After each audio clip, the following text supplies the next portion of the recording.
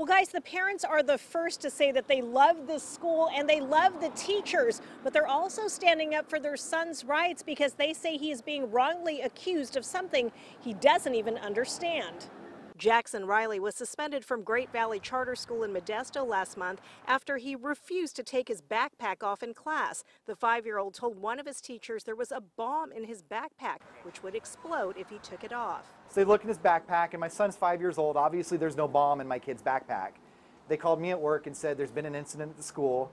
They told me everything that my son said, and they said you need to come pick your son up, and this is going to be a one-day suspension.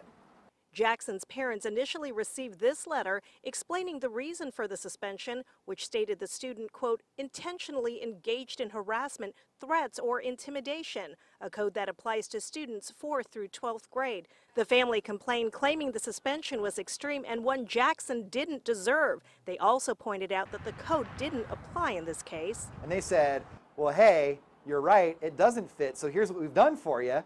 We've taken that code back and we went ahead and gave him terrorist threats. It was like, hey, we supersize this for you at like no extra charge. The school then sent a second letter changing the initial code, which now states kindergartner Jackson Riley, quote, made terrorist threats towards school officials. That he said he couldn't take his backpack off because it would explode, meaning he doesn't want anybody to get hurt.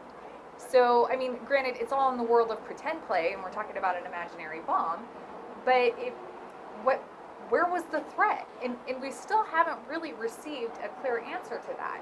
Administrators at Great Valley Academy declined our request for an interview, but sent us a statement, quote, Great Valley Academy takes student safety and discipline very seriously. However, we may not disclose confidential student information or discuss the specifics of any GVA student. He was sent home and he understands that you can't say bomb at school, but he really doesn't understand what the threat is. The suspension for terrorist threats still stands, but Jackson's parents want it removed from his school record. This is going to be on his permanent record, and this isn't right.